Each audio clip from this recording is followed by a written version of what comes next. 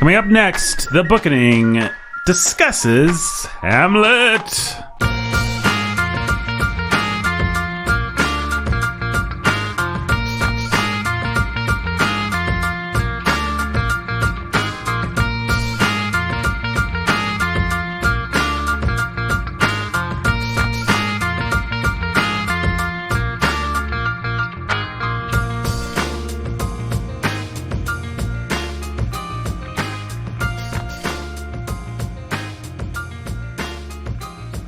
Hey everybody, welcome to the Bookening. My name is Nathan. I am your humble and obedient host. The host with the most. That's what they call me. And I've got two of my very good friends today joining me. You'll never guess who they are. Can I guess? Sure. Oh, man. Who would you be really good friends with? Yeah, well, you got to think Trump. of the lowest of the low. Think real pieces of scum and villainy. Okay, Boba Fett. Yeah, sure. Dorito, And before he got fried. Dorito? Yeah, Dorito. I was big friends with Dorito. Boba Fett and Dorito. That could be our nicknames. Yeah, Boba Fett and Dorito. Can we just change the name of this show to the Boba Fett and Dorito show? Hosted by me. Okay, so we're Boba Fett and Dorito, Nate. The Boba Fett and Dorito show hosted by me. Well, in point of fact, you are wrong. I am friends with neither Boba Fett nor Dorito. I don't even like Doritos that much. I think they're a very overrated chip. Anytime someone's told to bring chips to a party that I host or am attending, and they bring Doritos, I'm a little sad. You know what is not an overrated chip? What's that? Those chips that are local to Evansville. I forget what they're called, but Jake brought a big box once to recording, and I still crave those things.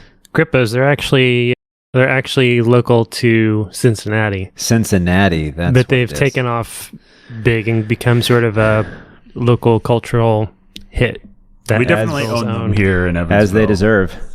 Yeah. But you have to get the box. This is one of the things that people say, and it's true. You can't just buy a bag of Grippos from the gas station. You really have to get the big box of Grippos. I don't know if they just, and more Grippo powder kind of gets spread around or what the deal is, but it's, for people who don't know, it's this very generic potato chip, but then they put this weird... It's a sweet hot powder on it. Yeah, flavoring. Seasoning. Yeah. Bless you. Thanks. Hey, guess what? This is sweet hot seasoning that there's just not enough of the seasoning in the bags. It's one of those chips. Sometimes you can get lucky if you get a bag, but really you want to get a box. And yeah, you're always playing a little bit of Russian roulette if you buy a bag. And I've 9 times out of 10 got shot in the face, metaphorically speaking. But it's one of those chips where there's a distinction between the chip and the seasoning. Like you feel like they haven't exactly been wetted the way they are with some chips. There's the chip, and then they obviously threw a bunch of seasoning on top of it. That's part of the charm. But you got to make sure that you get enough seasoning. So get a giant box of Grippos if you're in Cincinnati for some dumb reason. I don't know what kind of a rube would go to Cincinnati, but if you're in Evansville. If you're in Evansville, you can get Grippos. Yep, you pull into any grocery store or convenience store and get a box of Grippos. Yep. They all sell the boxes? Yeah, most of them. The grocery stores do. A convenience store, maybe not so much, or a gas station. It depends on the kind of... I was thinking of like the Crossroads IGA things that... Right. Yeah. If the store is too convenient, but if it's... Well, hey, guys, guess what? What? This is a little fun insight to my business. Whee! Okay. My clients occasionally will send requests for quotes. Mm-hmm. That will then and have you to send quote. Requests for Grippos. And we send requests for Grippos. That's how we get paid. Mm-hmm. Grippos for quotes. No, I just got a request for a quote for a fairly large project in Evansville. Hey! Cool. Anyways, quote him a good price. I will. In Grippos. In Grippos. And say you want to see Walter Wangeren's house. Those are my only requests. Grippos, Walter Wangeren's house, or Wangeren. I always call him Wangeren. I want them to build a golden statue in honor of both Wangeren and Grippos. Yeah. He could be eating a bag of Grippos. Or they could build a statue out of Grippos of Wangeren. Oh, that'd be awesome. That would be awesome. and then let it get eaten by roosters. Or does Grippos have a mascot? Walter Wangerin now. Oh, I was thinking their mascot could be holding never mind. I was going to say he could be holding like the skull of Wangerin and saying, "Alas, poor Wangerin, I knew thee well," and then that would be a nice transition into Hamlet. But then I realized that might be dark to say. Boy, that'd be a great transition. They do have a mascot. He's this little kind of. It's like a chef. Yeah, it's like a chef crossed with boy. Yeah, the doughboy. It's like a little boy type character, but he's dressed as a chef, and he's in fact holding a bag of Grippos with his own self on it. So it's kind of a turtles on turtles kind of thing. Turtles all the way down. Grippos all the way down. Grippos all the way down. Well, speaking of Grippos, my best friends are a Dorito and Boba Fett, but I have some other friends, and Brandon, you still haven't guessed who they are. Oh, I guessed Trump. Yeah, no, that's not right. No. I mean, I think he's the greatest leader that this country ever had, but actually, I thought he was pretty great policy-wise. But that's treading into politics. This isn't a politics podcast. And with one statement, we just made sure that none of us will ever have a career outside of anything, really. Outside of anything. Jake just sent us the Grippos bag. Yeah, look at that, Brandon. See the turtles all the way down? Yeah. That's awesome. No, I mean, we've said so many things on this podcast, and I'm sure we've burned all sorts of career possibilities. I mean, in today's cancel culture, I'm sure people could dig through these podcasts and find all kinds and I'm sure they would. If any of us decides to run for office. Yeah. I remember when I ran for Meredith's mate, I was tempted to scrub all these podcasts. Like, there's a girl that's going to go back and listen to all this. That's an interesting thing to find yourself. But instead, she became a huge fan. She did become a huge fan. I mean, she's sleeping with one of the hosts, for crying out loud. All right. You still haven't guessed who the friends are. Okay. I'm going to guess. Not Trump. Not Trump. Well, I'm going to guess the next best thing to Trump as far as leaders go. Mm-hmm. And that would be Jacob Menzel. Yeah. There he is. And what's interesting about Jacob Menzel? Yakub, as the Russians would call him. He's got a great hair and a great beard. He does have. It is particularly nice today, isn't it? Yeah. It may just be with the way the light's hitting him through the window. I was just thinking that. It's a very beautiful. It's not like super full or bushy. It's a little bit pared back, but he's looking a little bit Thor-like. Yeah, it's very Hemsworthian. Hemsworthy, I should say. Hemsworthy. Yeah. If we had a Hemsworthy... The beard or... Both. The beard or the bod? Is that what you're asking? The beard or the bod. Well, everything, yeah. Yeah, I mean, he definitely also has Thor's the laid-back surfer personality that Jake's famous... Oh, now Jake's flexing. He's putting on a little gun show here, folks. And let me tell you... I saw some biceps there. Yeah. Oh, man. He's taking ladies. Mm-hmm. All right, so you've guessed one of them. Yeah. I don't know. Maybe we should let Jake guess. Jake, you want to guess who my other friend that I podcast with is? Oh, boy. Jabba the Hutt. That's what I was hoping you would say, quite honestly. I was trying to think of who the fattest person in Marvel was to go along with Thor. Fat Thor. I guess you could have said Fat Thor, yeah. But one thing we don't do on this podcast, we don't fat shame on the Bookening. That's right, yeah. We are fat shame. Anti-fat shaming.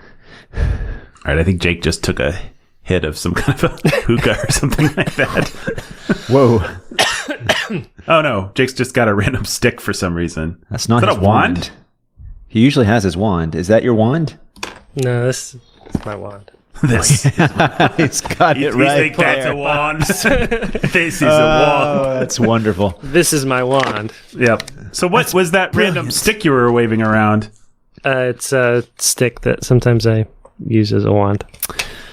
My son Elliot's been watching this Sudoku British guy who does Sudoku puzzles, and people will send them puzzles that they've created with all these various rules, and every move that he makes, he's like, "That's brilliant! Oh, that's brilliant!" That's what Elliot says? No, that's what the British Sudoku guy says. So. I like the idea that Elliot watches Sudoku and just goes, "Brilliant! Brilliant! That's brilliant!" I did dare him to, when he has to do a math proof at his school, to say, "That's brilliant! That's just brilliant!" So we'll see if he does it. He's probably too cool for that. probably. Elliot is pretty cool. Nah.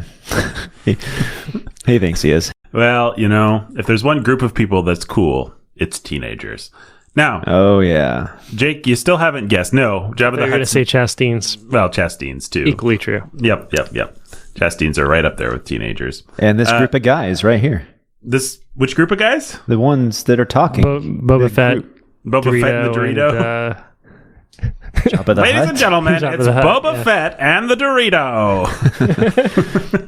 Welcome to the Boba Fett and Dorito morning show. Yeah, if we ever start a morning show, which let's face it, the Is it Bookening the has Lloyd? been- Is that what goes through Evansville? yeah, The Lloyd Expressway. Yeah. Let's look at traffic on the Lloyd Expressway. Yeah, we got eyes on the Lloyd today. Little slide whistle in there. Well, I mean, let's face it, the Bookening has for many years now been a couple slide whistles away from a morning DJ show. I mean, that's what you've always wanted it to be. That's what I've always wanted it to be. I actually like morning radio. I cannot tell a lie. I mean, a lot of it's quite obnoxious and vulgar, but I support the dream of But some people radio. still like the Bookening, Yeah, warts and all. yeah, warts and all. Hey, speaking of warts, we still haven't said who my third friend is. Jabba the Hutt.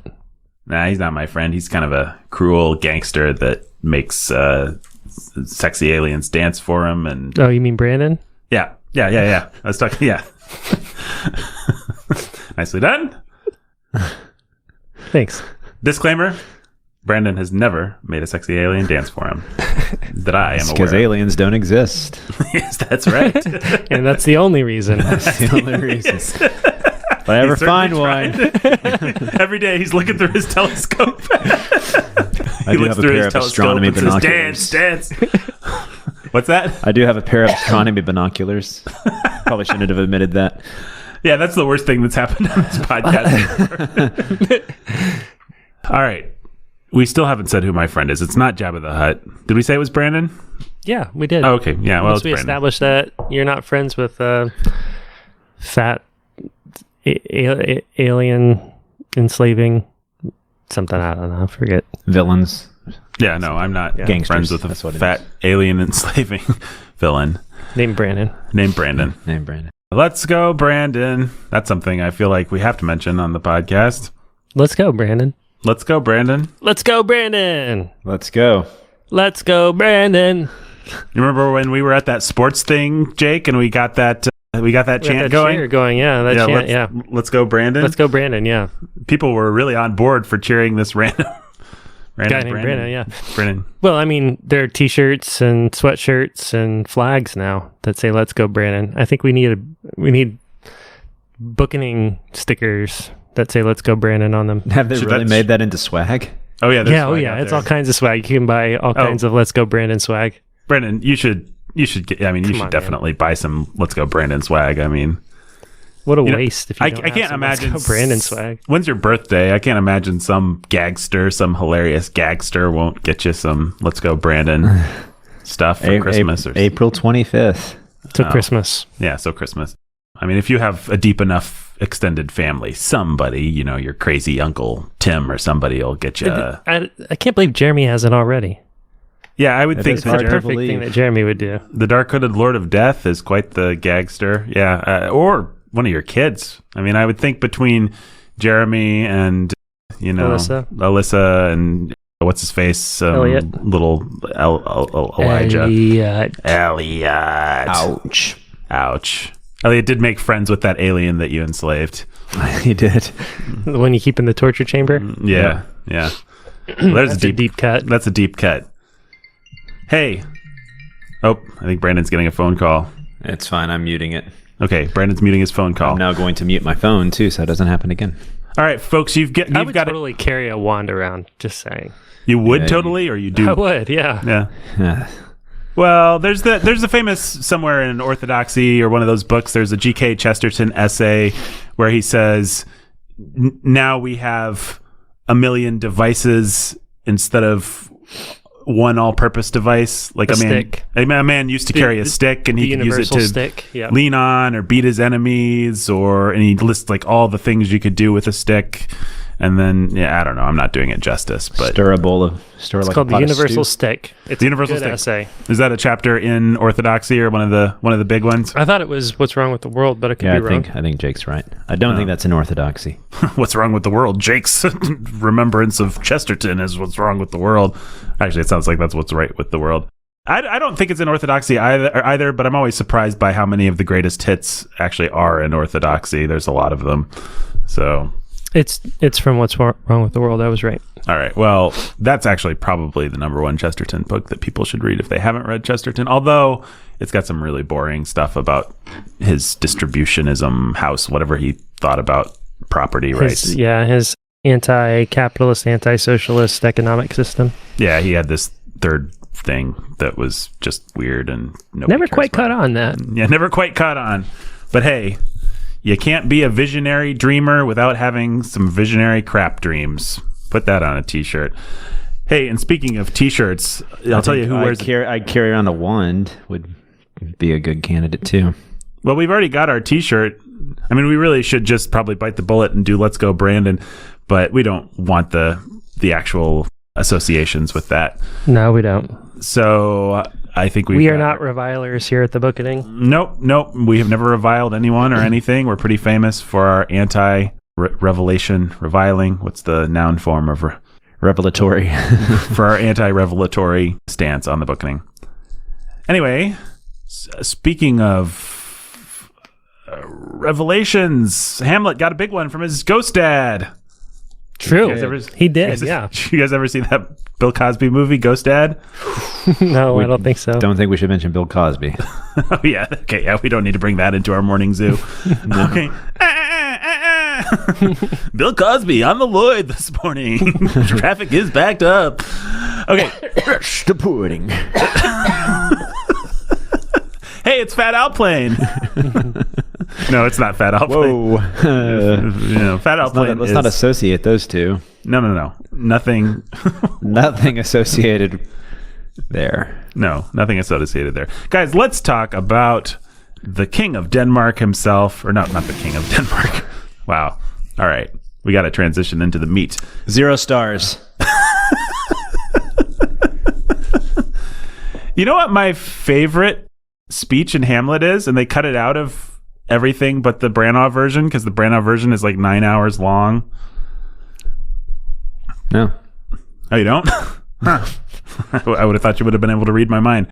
There's just this little speech that Horatio has. It's right before he says, "But hark, the morn in russet mantle clad," or what does he say about the sun came up? But instead he's like, "Lo, the morn in russet mantle clad does bedew the sheep," or something like that. It's a famous line. You guys ever read Hamlet? You guys familiar with Hamlet? No. It's a play by William Shakespeare, the immortal bard of Stratford Hark, upon the Avon. morn and Russell mantle Who cloud dat? breaks o'er yonder hill. Yeah. Right before he says that, he has this little speech about how, because the ghost goes away when the cock crows, and then he gives this beautiful little speech about how on Christmas morn the cock crows all night and no spirit can walk abroad, no unclean spirit can walk abroad, because the rooster just keeps crowing in order to keep Christmas Day clean. Yeah. And it's adorable. Anyway, oh look, it's the airplane going over. Really good sound effect there. And that indicates baggage check, the part of the show where we talk about what baggage we bring to the work in question. Brandon, what bag in question? Yeah, sorry, I stumbled over the word question. It's not an easy word to pronounce. Brandon, what baggage did you bring to Hamlet? Well. See? See? Read it in high school, see? I did read it in high school, and I also read it in undergraduate class in my honors traditions colloquium. And I wrote a paper on irony, and the thing that I remember about that is the professors whispered when they were giving the papers back about the papers, and they stopped on one, and they were like conferring with one another, and then one of the professors pointed at me, and they looked at me, and then the professor came and gave it to me, and she nodded and said, We both thought this was very well done, Mr. Chastain. That was one of my highlights. I'm trying to stall while I make sure that this is true. Not that part. Yeah. So the earliest memory I have of Hamlet, because sometimes my memories get twisted around each other and they're not accurate. My earliest memory of Hamlet is my dad watching the Mel Gibson Hamlet, and that was released in 1990, so that's very likely to be true. Yeah. So the Mel Gibson Hamlet enjoyed a brief run as a VHS owned by people like Brandon's dad. Not that he necessarily owned the VHS, but people like him. It like kind of joined the shelves with Braveheart, and Mel Gibson was just so big, and it had enough kind of cultural clout that more conservative people could own it, but it was kind of still fun because it was Mel Gibson. It was the version that we watched in high school after we read the play. Yeah, it's insanely like, maybe just because Mel Gibson's a virulent anti-Semite and all that stuff, it's insanely not really hard to track down. You can buy a Blu-ray for like $60. It's not in print right now. Yeah, I'm pretty bummed. I would love to go back to it because I remember really enjoying that adaptation in high school. It's got quite the cast. Yeah. It's Glenn Close's Gertrude. I remember that. Yeah, Helena Bonham Carter plays Ophelia. Of course she does. Ian Holm is in it, right? Yeah. He Polonius, I'm guessing? Polonius, yeah. He'd be a good Polonius. Alan Bates, who I'm not sure who he is, but he played Claudius. There's somebody else that's famous in that, isn't it? Pete Postlethwaite is in it. Isn't Robin Williams one of the players? No, that's... that's Branagh in it. Yeah. Yeah. Let's see. Who else is in it? Well, Mel Gibson.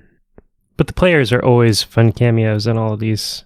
Yeah, it's a great place to get like some star who just wants to come in and do a day. And Charlton Heston doing the player in the Branagh is far and away the best thing that happens in that Branagh version, I would say. Yeah. And I'm generally a Branagh somewhat apologist, I guess, at least for that one. But Branagh's his Much Ado About Nothing is probably his best. I thought it was Much Ado About Nothing, really. Really? You didn't like it? Yeah, I've never actually seen it all the way through. I must confess. Well, maybe you should before you cast judgment, Nathan. The best part of that is Michael Keaton as Dogberry. That's right. Yeah, Michael Keaton's good. He's one of those guys that can show up in something like that and actually make the leap. Yeah, he makes that movie. I mean, his Dogberry is pretty brilliant. Yeah. And Keanu Reeves is brilliant as that's the evil Duke or whatever. Probably Denzel and Keanu are the weak points of that movie. Those were weird. Is Denzel actually weak in that? There's just weird casting choices, that's all. I think he's going to be a fantastic Macbeth in this Joel Coen thing, I have to say. Probably better director. Yeah, probably. Arguably one of the great directors of the 20th century is better than arguably Kenneth Branagh, one of the most overwrought and silly directors of the 20th century. Yeah, I don't know. Is there too much argument about him being one of the greatest? No, I think everybody agrees that the Coen brothers are. I mean, No Country for Old Men is one of the few movies that's actually better than a fairly masterful book. I would totally agree with that. So, are we doing that next year? I shouldn't talk about this because we haven't really started a list yet. But but we are doing the other one. Oh, that everybody always wants people to do. Yes. Suttree. It'll be a long road to travel. Yes. I thought we were doing all the Pretty Horses. Is that what the one we're doing? Yeah. We talked briefly about the road. See, I thought you were doing something clever and throwing people off with a red herring. Maybe I was. You'll never know. It's like, why is Jake throwing off Brandon's red herring? But then Brandon quickly revealed that I was right. Yeah, no such. Jake just really likes to come out and show himself to be right. Are we going to watch the Matt Damon movie? Matt Damon of what? And All the Pretty Horses, wasn't he? Oh, no, that's a movie that's vastly inferior to the book. I don't know why we would bother, but... Yeah. Is the Viggo Mortensen The Road any good? It's fine. Some people like it. I never bothered watching it. I just didn't feel like I needed any more road in my life. What are we talking about? You were giving your baggage for Hamlet. Is that the only loop we have to close right now? Mel Gibson. Yes. Somehow we got off. Oh, because his version. Because you said that was your introduction. That was my introduction. And then, the same that everybody else has. I read Hamlet in high school, read him again in college, and have read it various times since then. So there you go. I really enjoyed you saying I read him again. Yeah. Hamlet just like when people say Hamlet AIDS, wrote that, right? That person, he got them, about when people treat AIDS as a plural. Yeah, well, it technically is, because you don't just get one of the germs, you get many. True. Good point. Yeah, that's why people say you got the COVIDs. Yeah, you got the COVIDs. That's what I've been saying. The chicken poxes and the Poxes. the flus. Because you don't just get one flu. A pox You get upon many flus. A chicken pox upon. You ever see that John Wayne movie where Jimmy Stewart says, "You got the cancer"? Yep, the shootist. Yeah. It's after John Wayne gets the cancer. That was a pretty good Jimmy Stewart. Thank you. Did he ever play Hamlet? We can all, to be or not. No, but that has to be like lame sketch troupe 101. Somebody has to have done like their "What if Jimmy Stewart was Hamlet?" or kind of thing. Actually, What did we cast? Never mind. We came up with this genius Ben Whishaw casting idea for something, and I've been wondering what it was ever since last night. Maybe it was we were narcissistically talking about who we would cast in the Ville. Oh, right. That might be. Yep. Remember when we did that for 2 hours and put it behind the paywall? I think. Yes. Who would he play? Pastor Stu? Yeah, I think so. Maybe that was. Or no, I don't know. He plays a good simpering villain. I've heard he was pretty good in that new David Copperfield movie. I have not seen that, but where the Indian. He's good at whatever he does. He's the guy who played in The Green Knight. What's his name? Dev Patel is. Dev Patel. He plays David Copperfield. Yeah, I didn't know whether I wanted to see that or not. All the it's supposed to be good. The wokeism of it seemed weird to me, but you know, I like Dev Patel actually. Okay, so Mel Gibson said, "All right, mate, let me introduce you to Hamlet." You got introduced to Hamlet. What happened next? I think I said I read him in high school and I read him in college. And read him in college? I've read him a few other times since then. Hey, Hamlet, I'm going to read you. This is a great play. You like it? Play. I love it. Oh, good. But it's never been one of my Shakespeare plays that I go back to. Oh, no, that's interesting. I don't know why. The ones that are dearest to my heart would be the Henrys, and then The Tempest and King Lear. So those are all pretty good. Yep. Pretty good. All right, Jake, what's your baggage with Hamlet? With him?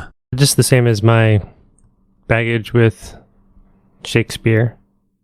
Well, maybe some people are coming to it for the first time and they're like, what is Jake's baggage with Shakespeare? That's probably what they're wondering. I got a hold of Shakespeare my freshman year of high school. We were assigned Shakespeare. We were doing Brit Lit or something like that. So we probably started there. And to me, Shakespeare was, everything he's been to everybody throughout the ages, I guess. Just a breath of fresh air and a sense of, wow, here's a storyteller who understands people and things and understands me. And so it was beautiful and fun, and Hamlet was a big part of that, because how could it not be? Yeah. And so, yeah, I love the play, and I have fondness for the Mel Gibson adaptation because that's the one that we watched. We'd read the play. Sometimes we'd read or act it, in class, and then we'd watch an adaptation of it. And I don't know, we did Hamlet and Romeo and Juliet and Julius Caesar and maybe a couple others. And yeah, but Hamlet was definitely one of them. And right there at the top of the list, for good reason. So I love it. And yeah, it's not something that I think you want to spend a lot of time coming back to. It's sort of like maybe if you read Dostoevsky in high school or something like that and you thought Dostoevsky was cool, you don't want to come back to Dostoevsky's existential angst too much. But yeah, this is better than that. Surprise. I don't know what else there is to say. Talking about Shakespeare and a play like Hamlet just feels stupid.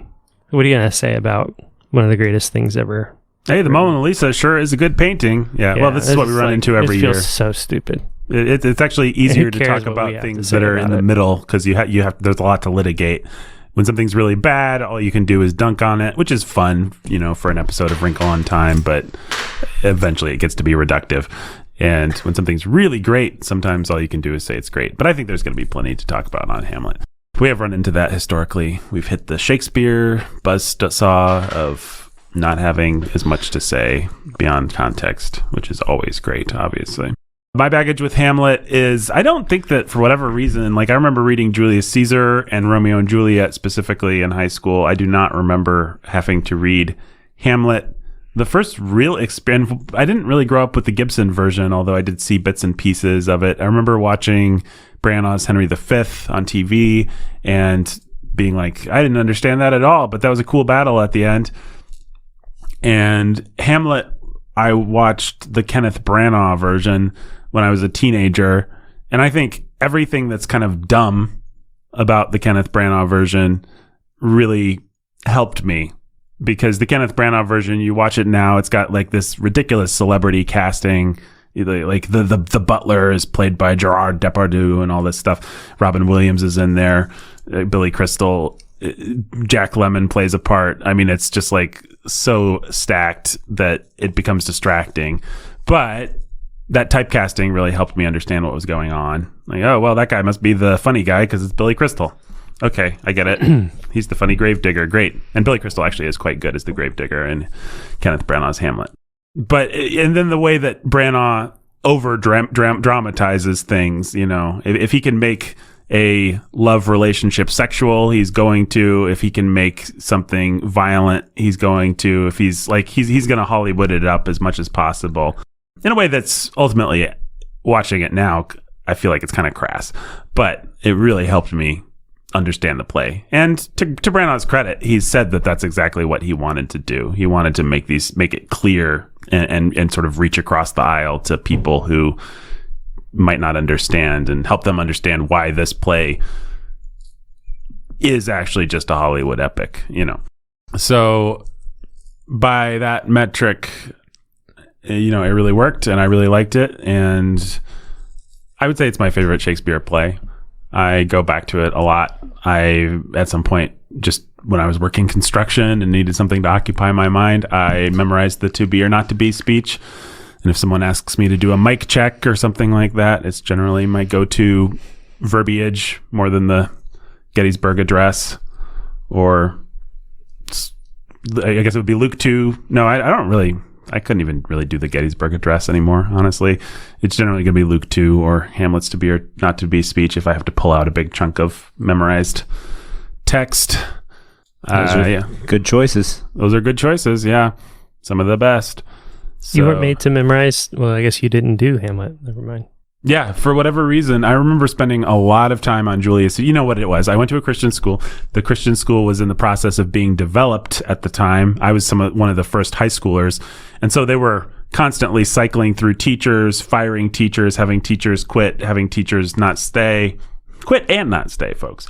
And so programmatically, things just weren't in place to make sure that things got covered quite as well as they probably would be at that same school now, I hope and guess. So I just missed out on certain things.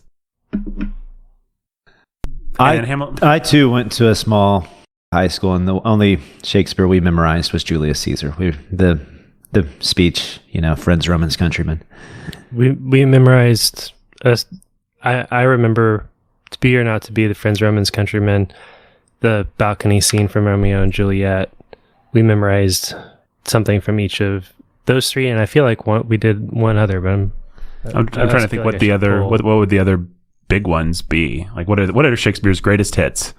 The ones that everybody memorizes. Yeah, it's to be or not to be. The world is all a stage. Yeah, Macbeth's stage thing. I bet that's what it was.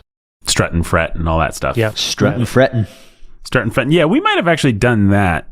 But I feel like Macbeth was a little later in my life. That would have been late high school. The ones that I remember in kind of the early high school, the formative Shakespeare for me was definitely Julius Caesar. That was the one that the teacher was excited about and spent a lot of time on. And I had to memorize. I had to choose things to memorize on my own outside of that. So I chose some of the sonnets, of course. So we had to memorize sonnets too. Yeah. Shall I compare thee to a summer's day? I suppose we probably had to memorize that. Let me not to the marriage of true minds admit impediments. Mm-hmm. Let's not admit impediments to the marriage of true minds. Oh, okay. It was public school, and I ended up memorizing more Shakespeare than any of you. I know, and I went to a early hippie classical school, before classical schools were cool, and we still didn't memorize it. Just because he's making us memorize Euclid's proofs. That's why. Well, the important thing is, every time you need Euclid's proofs in your life, you have them. I mean, you probably pull those things out what? I can still do Euclid's proof of the Pythagorean theorem if you guys ever want to make that a Patreon. Yeah, 1, 2, 3, go. I'd have to draw it, Nathan. Oh. No, I don't know. I don't memorize Euclid's proofs. Yeah, I said that with so much disdain, you should know. Now that you remind Jake's waving his magic wand over some plastic wrap. I don't know if he's I don't know either. Hey, you want me to throw an interesting wrench in all this? Oh yeah. I'm going to read something and you guys can tell me. You don't believe Shakespeare wrote Hamlet? I do believe that. I don't even want to get into that discussion, but I want to read you guys. It's kind of long. Can I read this though? Yeah, sure. And then you guys can tell me who you think this is. Okay, yeah. I remember the astonishment I felt when I first read Shakespeare. I expected to receive a powerful aesthetic pleasure, but having read, one after the other, works regarded as his best, King Lear, Romeo Harold and Juliet. Bloom. Nope. Hamlet and Macbeth, not only did I feel no delight, but I felt an irresistible repulsion and tedium, and doubted as to whether I was senseless in feeling, works regarded as the summit of perfection. Nope. Mark Twain's a good guess. Is it Nabokov? Nope. By the whole world of the civilized world to be trivial and positively bad. Nope. Is it a boy or a girl? It is a boy. Okay. Or whether the significance which this civilized world attributes to the works of Shakespeare. It is Tolstoy. Of course it's Tolstoy. Was itself senseless. You want me to finish this? Yeah. My consternation was increased by the fact that I always keenly felt the beauties of poetry in every form. Then why should artistic works recognized by the whole world as those of a genius, the works of Shakespeare, not only fail to please me, but be disagreeable to me? For a long time I could not believe in myself, and during 50 years, in order to test myself, I several times recommenced reading Shakespeare in every possible form, in Russian, in English, in German, and in Schlegel's translation, as I was advised. Several times I read the dramas and the comedies and historical plays, and I invariably underwent the same feelings: repulsion, weariness, and bewilderment. At the present time, before writing this preface, this is one of the last things he wrote. Being desirous once more to test myself, I have, as an old man of 75, again read the whole of Shakespeare, including the historical plays, the Henrys, Troilus and Cressida, the Tempest, Cymbeline, and I have felt with even greater force the same feelings, this time, however, not of bewilderment, but of firm, indubitable conviction that the unquestionable glory of a great genius which Shakespeare enjoys, and which compels writers of our time to imitate him and readers and spectators to discover in him non-existent merits, thereby distorting their aesthetic and ethical understanding. Just a minute. I mean, talk about a strong thesis statement here. Is a great evil. Whoa. As is every untruth. As is every untruth. And I think that this is just the pretty strong evidence that Tolstoy lost his ever-loving mind as he descended into his dotage. So it sounds like he never had it. Yeah. I mean, my response is pretty simple to Tolstoy. He never tried watching a Shakespeare play. He just kept trying to read them. Yeah. And even if he spoke great English, which I have no idea whether he did or not, apparently he did try reading it in English. If Shakespeare is not your native tongue, I have to imagine that makes a big difference. Yeah, I find Pushkin to be fairly tedious myself, but I don't judge him as being awful. I just judge him as being something that the Russian. Yeah. Did Pushkin write Eugene? Eugene Onegin. I've never been able to get through that. I have an Onegin-Offegin relationship with that book. Yeah. Let's figure this out. I think, on first blush, as I listen to that, you have the world's great realist. I mean, the great observer of human nature and just of human interaction in a non-poetic, I think all the poetry stuff is what's getting in the way, maybe. Because Tolstoy's just this is life. Deal with it. Why do they not talk like real people? Yeah. I think, if I may, that Tolstoy might have some of the same roadblocks to Shakespeare that I do, where I'm just like, why are these characters acting like this? Why are they stopping to monologue here? Like, there's just a certain part of my brain that doesn't always want to give it to Shakespeare. Not hardcore, but it's like, I understand this is all, everything is in this is a poetic conceit and intentionally so, but sometimes when it's not mounted properly, or when I'm watching a version that doesn't speak to me, or when I'm just reading it to myself, which is the great sin, I'm just like, this just feels like artifice to me. It does not feel like it never quite comes alive. Yeah, I think that's right. I think that the way he wrote and what he saw as valuable in literature didn't go hand in hand with what Shakespeare was doing. They're very different artists. And Tolstoy was a man of very strong opinions.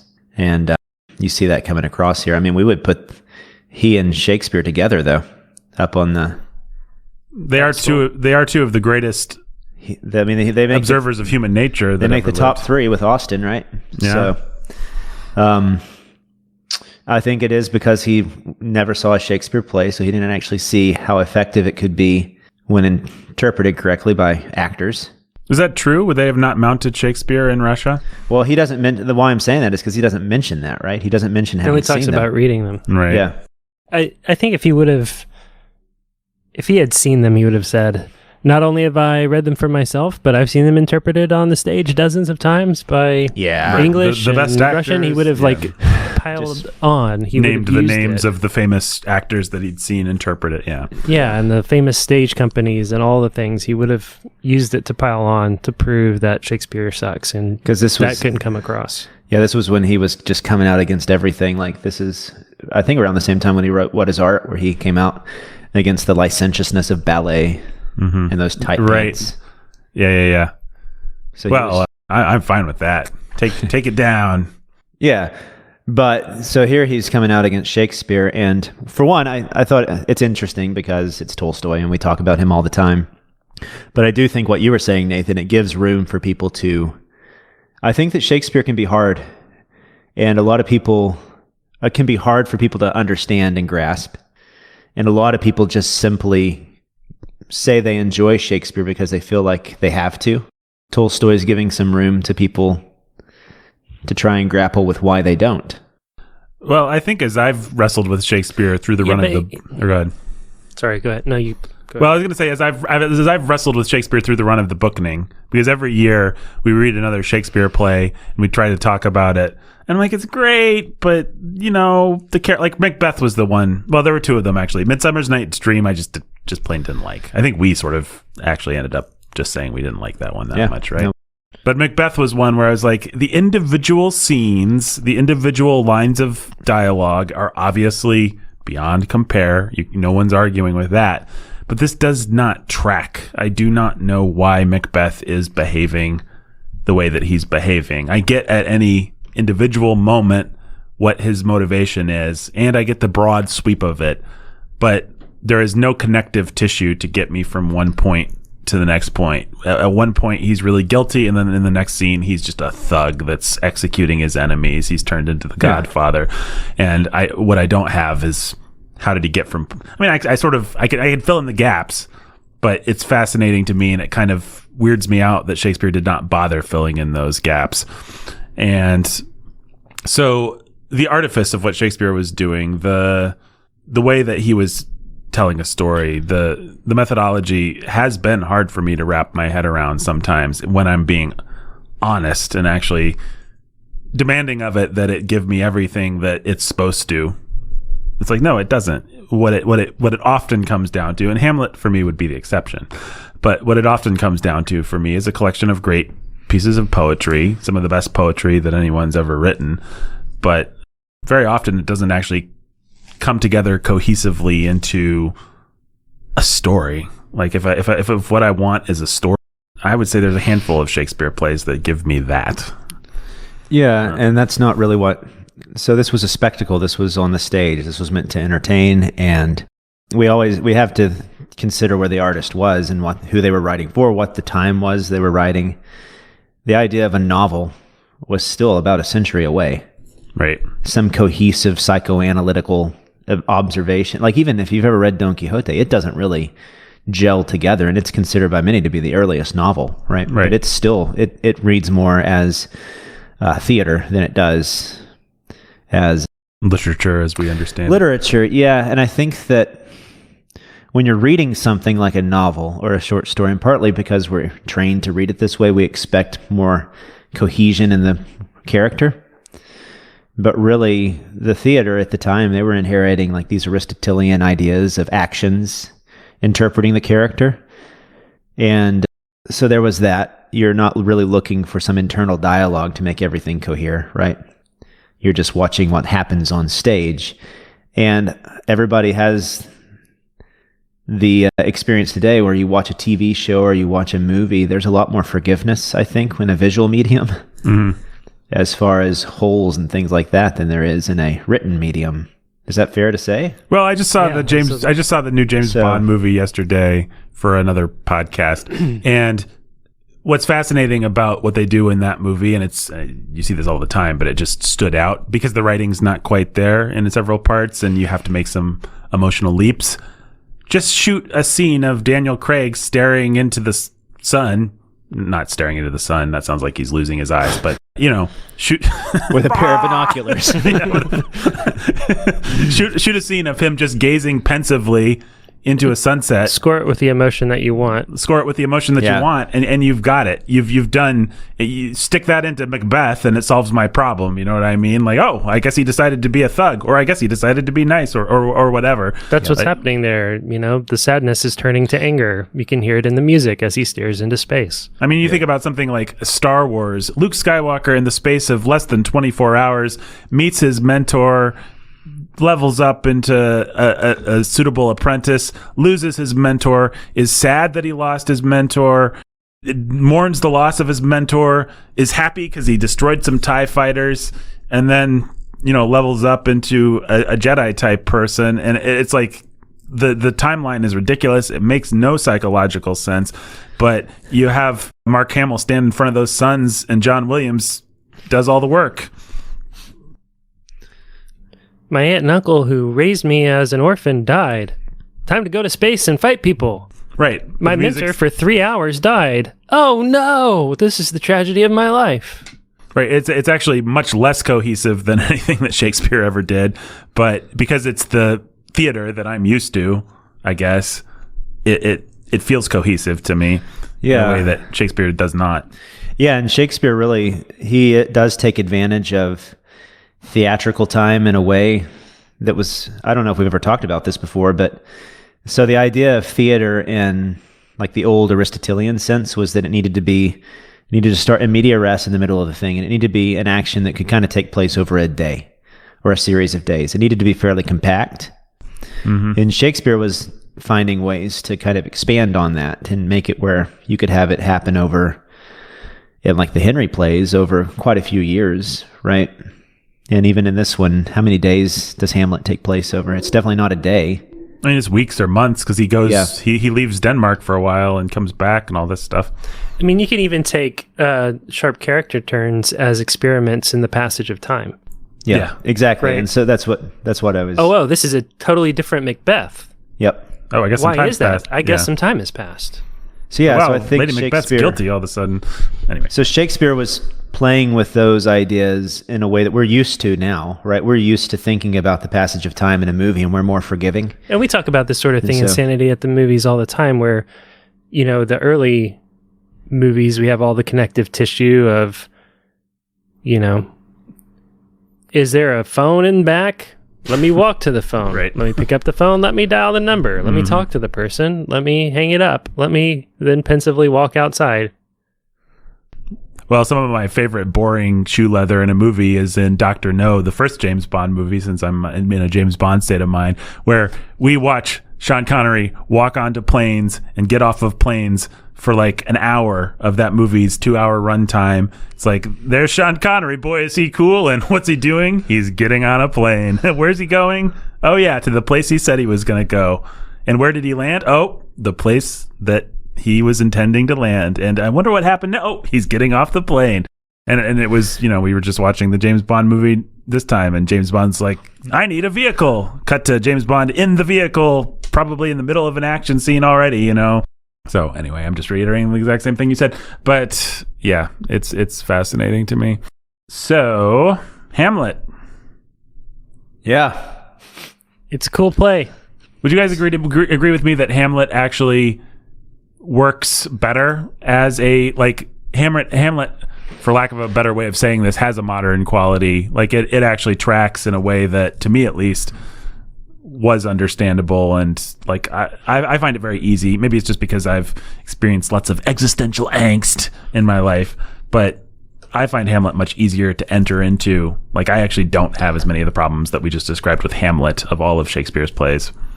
Yeah, I mean, there's a reason that it was one of the favorites of some of the nihilist and existential thinkers. He's deeply self-involved. Yes. And this play really does more than I think any of the other plays, except any of the other tragedies. Like I talked about last time, how the tragedies were named after the hero because it was expected to be mainly about that person's rise. And this is more consistently about Hamlet than many of the other tragedies are. Mm-hmm. King Lear is pretty consistently about King Lear. Right. And tracks. I'd say that this one and King Lear are the ones that are the easiest to track the cohesiveness of what's happening to the main character. Right. Well, also, I would say in both those plays, insofar as there are questions that you have psychologically, they feel intentional. You can see that, like I would say in Hamlet, people sometimes say, is Polonius a fool or is he a crafty statesman? I think he's pretty obviously both. And insofar as you're wondering at any moment which one he's being, you're kind of supposed to. And insofar as, the big example is insofar as, is Hamlet mad or is he not? You're supposed to wonder about that. You're supposed to wonder how much this ghost got to him and how much of it's just an act that he's putting on. And actors can choose to play it different ways, and they do. And we'll talk about that. Yeah. But the questions all seem intentional. Where with Macbeth, I'm like, does Shakespeare realize that he never gave me any reason to believe that Lady Macbeth had such a conscience, besides that women just have consciences, I guess? But suddenly she's sad, but we've never seen it. Like, it felt like she actually had desexed herself until now. There's always those kinds of things that are coming up in Macbeth, but with Hamlet, it always feels like, I could go either way on this, but it feels like both readings are actually there. Mm-hmm. And Shakespeare's being intentionally vague or intentionally asking the question, or it's part of the fun, or whatever you want to put it. I don't know. Maybe that's just my subjective experience of Hamlet because it happens to speak to me a little bit more than some of the other ones. Am I crazy? That it speaks to. Say that again. Sorry. Am I just giving Hamlet credit for feeling like it has more intentionality behind it, or reads better or tracks better because I happen to like it? Like, am I being biased in that? Well, or would most people agree with that? I think that the universal acclaim that this novel gets kind of backs up what you're saying. Yeah. And the fact that it continually has retellings, people are continually remaking this into, they're interpreting it, they're making their own movies, they're making their own versions of it. So everybody has a Hamlet. Mm-hmm. So there's something to that for sure. I think Tolstoy's wrong in the sense that if someone has had as much acclaim as Shakespeare, and it's been pretty universal outside of him, then there's got to be something to it. And then there's the fact that this is his most acclaimed play. And there's a reason that that's the case. It must mean that it's speaking to people in some fundamental way. Mm-hmm. And I think it is because Hamlet is a deeply sympathetic character. Mm-hmm. We can, whether people want to admit it or not, most everybody has something in their life that reflects Hamlet's depression, that reflects Hamlet's doubts, that reflects Hamlet's insecurities, his fears, and all these things, dealing with their parents, dealing with their relationships outside their parents, with girls, with Ophelia, all these things. Hamlet, in his flaws, reflects all of us. Yeah. Yeah. I think you've hit the nail on the head. I think almost every other Shakespeare play, the problems, as universal as they are, aren't actually universal. Most people have been in puppy love, like Romeo and Juliet. Maybe for some people it's a very small part of their life. Maybe for some people it's a very big part of their life. Some people have decided they're going to kill their boss and assume his place because their wife talked them into it. Some of us have been a king and have lost their mind because their daughters betrayed them. Right. Some of us have unwisely entered into our dotage. I mean, they are actually universal problems. But one problem that everybody has is to be or not to be. Yeah. Like that is kind of the question. Like what am I here for and why? Yeah. And should I act on the things that I see? Like that just, do I want to confront my dad about my childhood issues or not? Do I want to talk to my friend about what's going on or not? Do I want to leave this church or stay here and, Yeah. And that is where a great performance kind of interprets it for their generation. Like, so when I was showing this to a group of AP students probably a couple years ago, and we watched different performances of it, and the one that spoke most to them was Benedict Cumberbatch's speech, To Be or Not to Be, which is pretty great, but he brings a lot of angst and insecurity to it that Laurence Olivier didn't necessarily bring to it. He was more just very dramatic with it, To be or not to be. Yeah, but then Benedict Cumberbatch gets up there and he's very, quiet and introspective. And to be or not to be, yeah. It actually is really good. He breaks down and you can kind of see the Hamlet processing this whole reality of what we all deal with, the reality of death. Even King David struggled with the reality of death. So it's just something that we all face. It's an ugly reality to life, and it is. And Hamlet, in that one speech, captures that mystery and fear and terror of it. Yeah.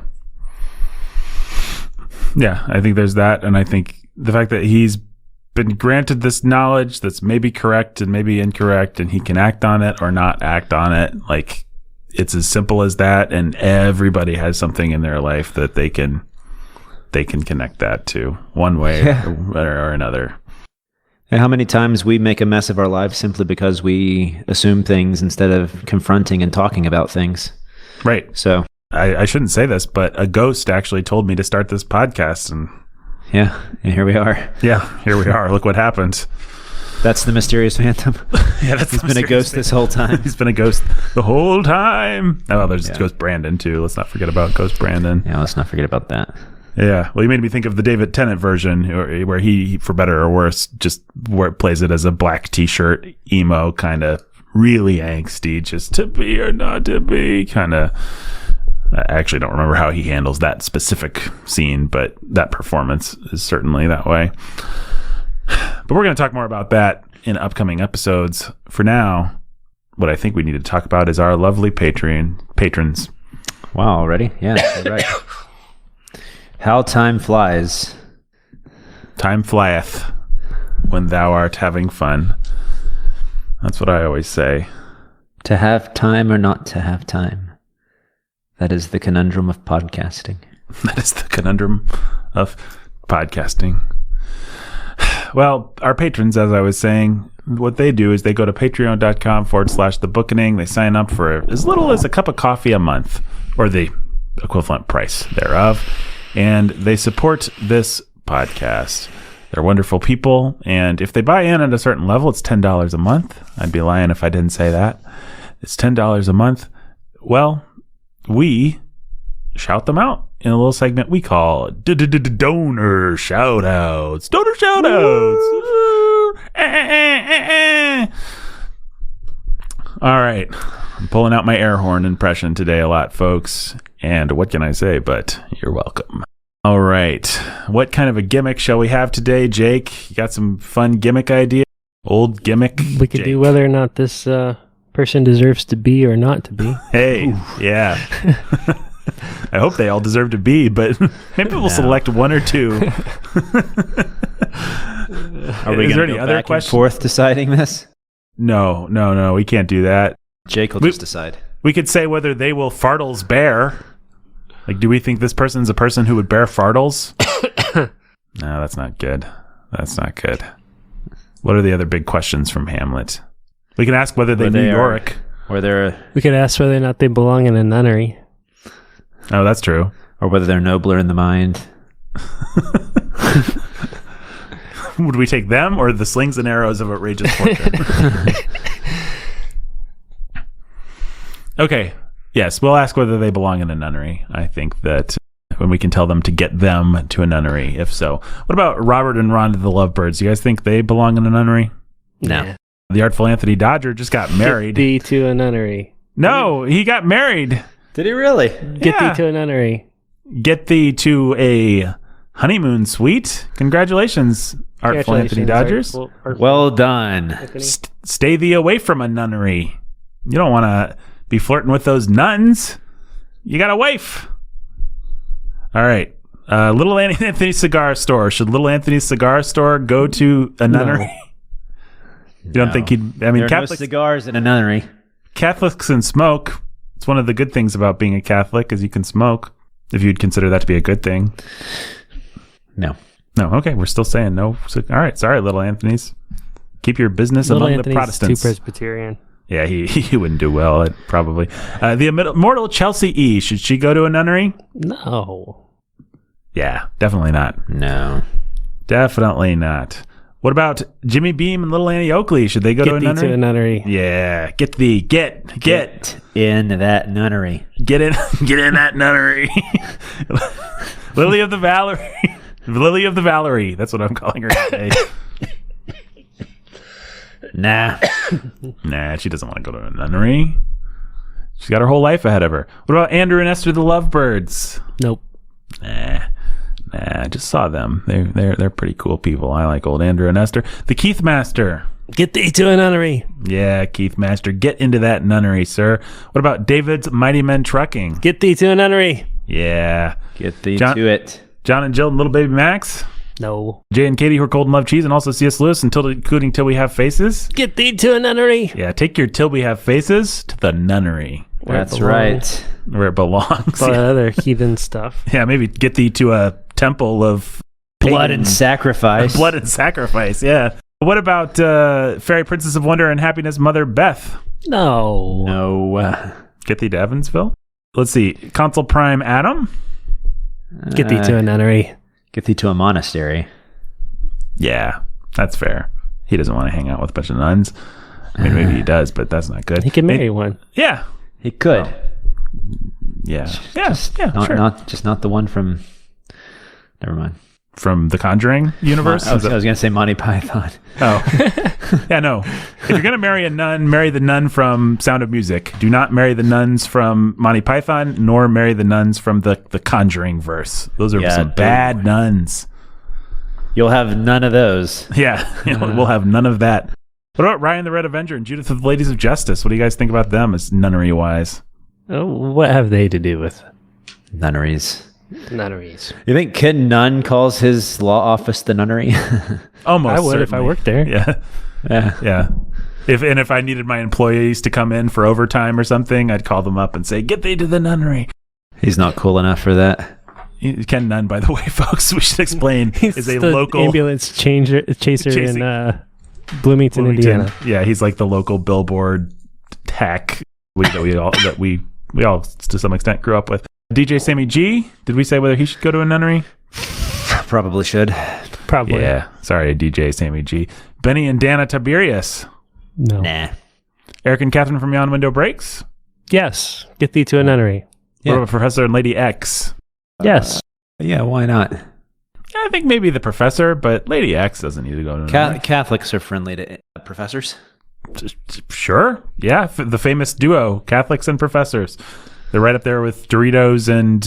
Cheetos. Doritos and Boba Fett, yeah. It's going to take a minute to get through these. What about Noah Constrictor? Get thee to a nunnery. Maricheap? Get thee to a nunnery. The fair and fragrant maiden Chloe? Get thee to a nunnery. She's fair and fragrant. Don't give it to the nunnery.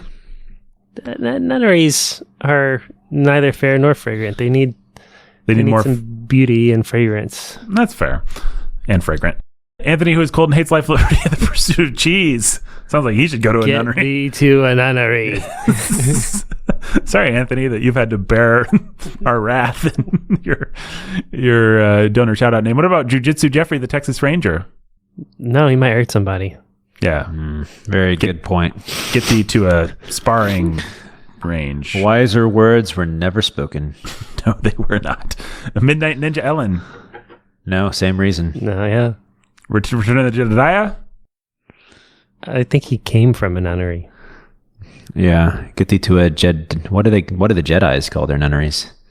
Oh, what's that? Temple? Temples? Get thee Temple. to the Jedi Temple? Get thee to the Jedi Temple. Get thee to Luke Skywalker's Green Milk Island? Get thee to the Jedi Academy. Yeah, get thee to an academy. What about Timothy, the Rider of Dawn? No. No. And Jay of Rack and Ruin, did I say him? No. What about the classically named Eric and Kate, the Camp Champ Kings, who are warm and love bees? Get thee to a nunnery. Ouch. Did not expect that. Matty Matman? Matty Matman. Nunnery. A nunnery. Yeah. Get thee to a nunnery. Straight there, buddy. Yeah. Do not pass go. Go. Do not Yeah. collect $200. No. Don't you dare look to either side. You just look straight ahead and you get right there. Right now, young man. What if the nunnery is to the side? How will he see it? He'll just have to keep passing has by to- until there's he's one gotta right go in front of him. He just has to keep driving until there's a nunnery ahead of him, and then he has to hit the gas and burst through the wall. Where are we? I lost my place. Should we just start over? No. All right. We were past Matt. Robert and Ron. Matt Schiff. Oh my goodness. Matty Matman. Matt shifted his place in the list. Sweet Jamie Sunshine. No. No, there's no sunshine in nunneries. And certainly Ain't no no sweet sunshine. in when your she's young. nunnery. Tyler, the Keeper of Eternal Darkness, and Laura, the Keeper of Eternal Light. Get thee to a nunnery. Yeah. Get these to the nunnery. Get these to the nunnery. Cold Steel Cody. Get thee to a nunnery. Okay. Jacqueline the Librarian Barbarian. No. John Bombadillo Bombdiggado and Bombdiggado. Yeah, sure. Today it's John Bombadillo Bombdiggado and Captain Tennille, his mate. No. No nunnery for them. Stay away. They got a lot of kids. Stay far away. Saxophone Alex. Get thee to a nunnery. The other saxophone Alex and dubstep Danny. Get thee to a nunnery. Get to it. We need to mention Jake's theory that Hamlet is in fact a decrepit old witch. Get thee to a nunnery. I'm waving my little wand over here. Yep. All right. I lost my place again, but let me find it. I'm sure it's around here somewhere. Did I say the other saxophone Alex and dubstep Danny? Yes. All right. And should they go to a nunnery or no? Yeah. Yes. Yeah, they Okay. should. I'm saying nunnery on that one, but we can disagree. Ryan the Terror of Texas and Eric of the Cream and Crimson, who no longer are stuck in the cold. Please send cheese, though. Yep. Send cheese to the nunnery. Ben Solo and Kyla Ran. Yep. John the Cosmic King of Chaos. Yep. Matthew the Mind Flayer. Yep. Annie, are you okay? Yep. Get your gun. Flight of the Valerie. Yes. Definitely. Thor, Ragnar Josh. Nope. Stephen ... Nope. Piglodon? Nope. Christopher the Flower Hulk? Yes. Lady of the Crystal Lake? Yes. Yep. Ian the Dathomirian Lord of Death? Yes. A man in the possession of an Emily is in want of nothing. No. Emily Nightshade, the Haunter of Dreams. Yes. What about All About the Benjamin? You think he should go to a nunnery? Yes. What about Mysterious Phantom? Yes. What about Jeremy, the Dark Hooded Lord of Death? No. What about Jeremy, the Dark Hooded Lord of Death's brooding bride, Maya?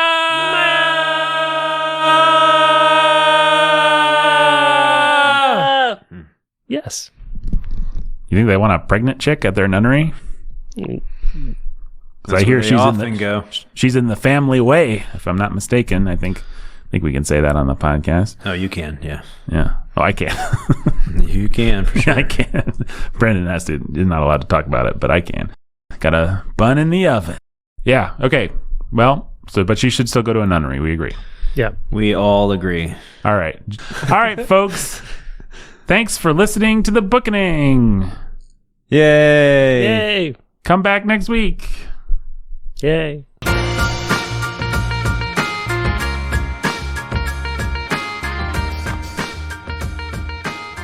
Oh, I'm recording. And Lavender's green, Dylan. Let's not forget about him. Lavender's blue. Never would forget.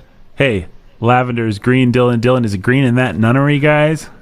It sure is. And he belongs, whoever belongs there. Dylan's a dude. Is that right? Lavender is not someone named Lavender. Is his first name Bob? I don't know that. Oh, Bob Dylan? That's the joke, yeah. Yeah, my brain just caught up Good with job. it. We'll send him boots of Spanish leather inside the nunnery. Will they let him wear boots of Spanish leather in the nunnery? Yeah. Vow of poverty. I don't know. Spanish leather. Maybe he'll get blood on the tracks of the nunnery. The nunnery have tracks. I mean, if they have trains that go into them, I guess. Get on the nun train. The nun train. What in the world? One of us doesn't know Bob Dylan. The man. I don't know what you do. I'm leaving. Okay, goodbye, folks. Bye.